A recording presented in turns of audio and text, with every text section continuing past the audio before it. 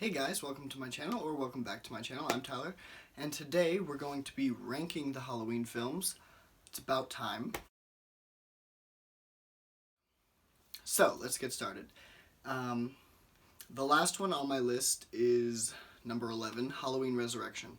And, the blatant disrespect for the character of Michael Myers is enough alone for me to say I never want to watch this film again. And, I didn't get any... I'm not entertained by this film. I don't think the characters are very entertaining. I don't think the story is very entertaining. I don't think it didn't feel like a Halloween film. It didn't feel like a Michael Myers film. And yeah, the whole, the first 10 minutes, the last 20 minutes, it sucks. Number 10 is Rob Zombie's Halloween. And Rob Zombie's is just one that I really, really hate. The first third of it, like the first half hour, is just horrible writing, and it's a horrible backstory for Michael Myers. I understand what Rob was trying to do. He's trying to put his own spin on it and make it his own, but it doesn't gel with me, because then after he does that, he just kind of does a fast-forwarded version, really rushed version of the original Halloween. And it's that part is good, but you have to sit through all of this shit that's not good, and this is where it is on the list. Number 9 is going to be Halloween 5. Now, the only reason this Halloween 5 is above Rob Zombie's Halloween is because it has a little bit of nostalgia for me. Because, Halloween 4 and Halloween 5 were always on AMC Fear Fest every October. And so I would watch them all the time as a kid on AMC Fear Fest. And so yeah, it has that nostalgia. And I can find some entertainment in like the third act. Tina's awful. The fact that Jamie's a mute is awful. Dr. Loomis is insane and kind of goes in like a dark direction where Jamie is like as scared of Loomis as she is Michael, and it's not good. Number 8 is Rob Zombie's Halloween 2. Now, with my rewatching of Rob Zombie's Halloween 2, it definitely did move up on the list. The only negative I have for Halloween 2 is really Sherry Moon and the whole flashback thing, and really how... if you're going to watch this, definitely watch the theatrical version. Don't watch the director's cut, because it's even worse. But yeah, I think the theatrical cut is worth watching. Donald Pleasance. Brad Dourif does an amazing performance in this film. Same with Danielle Harris and even Scout Taylor Compton. The direction that Laurie goes in this film, I actually found it quite entertaining. Number 7 on my list is going to be Halloween 6: The Curse of Michael Myers. Now this one I kind of had trouble placing, because I do enjoy this film. This is a film that I, from here on out, these are films that I like and that I think I find enjoyment out of and entertainment value out of. And, this film has some of the best atmosphere and tone and tension throughout.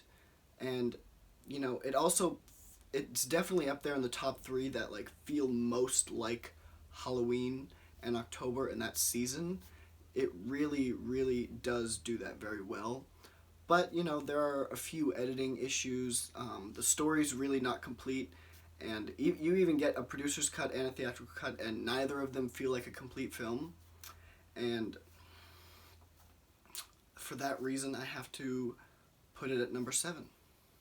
Now, number 6 is really one that I could not figure out where to place in this ranking, because I personally love this movie, and I think it's a phenomenal film. And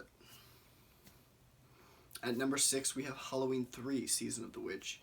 And like I said, I love this film. I think it's a great film. It really, if it didn't have the Halloween attachment to it and it was just called Season of the Witch, I'm sure more people would love it than, hate it.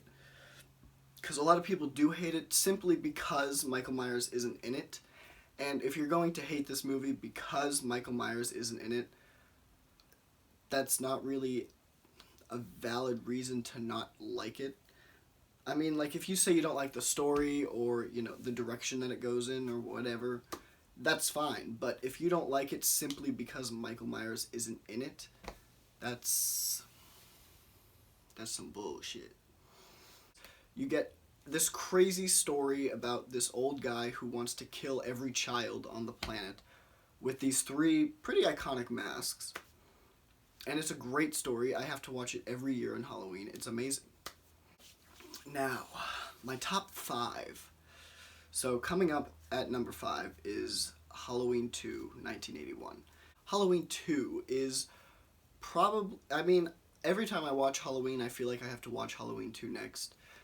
The only thing that I really don't like about Halloween 2 is Michael Myers. It is the same mask as the first film, but it's so aged and stretched out that it looks so weird. He looks round, like a basketball or something. Oh my god. And he walks so stiff. It's like a robot. He walks legit like a robot. And sometimes when he's chasing Laurie in the third act around the hospital, it's just so it's just boring. I don't know. It doesn't there's not as much tension as when he's walking like a normal person, There are some great things in Halloween too. Now, coming up at number 4, my top 4. Number 4 is Halloween 4, The Return of Michael Myers. Now, Halloween 4 it's like I said before, it also has nostalgia for me because of AMC Fear Fest. But it's also a great Halloween sequel. I mean, Danielle Harris does an incredible job playing Jamie Lloyd, especially at this age. She's 11, maybe 12 when she filmed this, and she's amazing. For a child actress, she's amazing. And the bond between Rachel and Jamie, that was amazing. Another reason Halloween 5 is so much lower on the list, because they destroyed that relationship with Rachel and Jamie and gave us Tina. But Halloween 4 is so good, and it was just, I think it came, right in 1988, which was I want to say that was a high point in horror. The end of the 80s was really high in horror. You had Jason, Michael, and Freddy all coming out with movies that year, and the year after. And it's just, it has that Halloween, autumn, October, atmosphere throughout the entire thing. It feels like a Halloween film. It's takes itself seriously as well. There's the mask debacle, but honestly, I think the mask looks fine. And the pink one with the blonde hair, it shouldn't be in the film, but it's only there for 2 seconds, so it's easy to overlook. If you've done Process of Elimination, I'm sure you know which ones are left by now. And my number 3 is Halloween H2O. And I guess before I came into the horror community on social media, I didn't realize how disliked Halloween H2O is. This is a film that, again, has huge nostalgia for me because my father had it on VHS, so I've seen this movie since I was a kid, and I've watched it so many times. And I never even noticed the 4 different masks. I mean, I obviously had noticed the CGI mask. I mean, come on, how could you not notice that?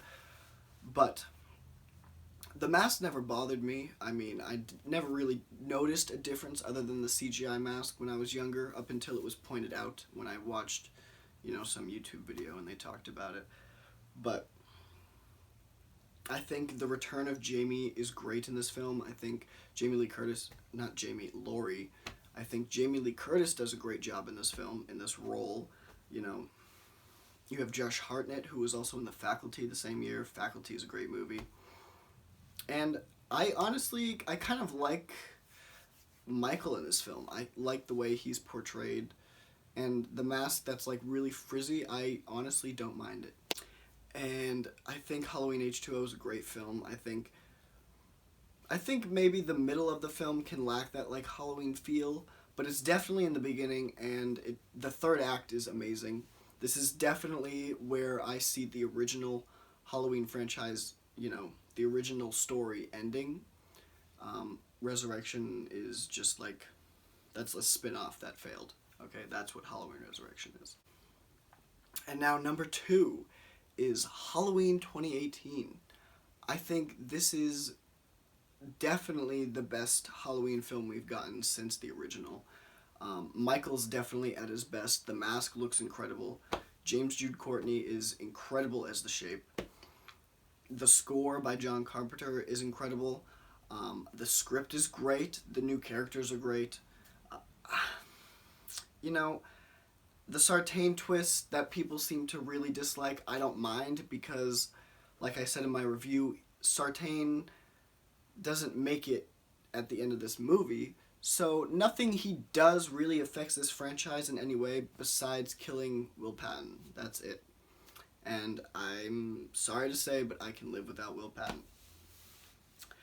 And I think Halloween 2018 is a great entry in the series, and I can't wait to see Halloween Kills. And I will update this ranking after Halloween Kills and Halloween Ends come out. And of course, number 1 is John Carpenter's Halloween from 1978. I mean, it's clearly the best film out of all of these. It has the best atmosphere, the best characters, the best script, the best Michael, the best pacing, the best tension, the best score, the best everything. You had Donald Pleasance as Dr. Loomis, PJ Soles, Jamie Lee Curtis, Nancy Loomis. It's a great film. And that's my ranking for the Halloween franchise. And now we can finally move on to a different franchise. Okay. Don't forget to like, comment, subscribe, and I'll see you next time.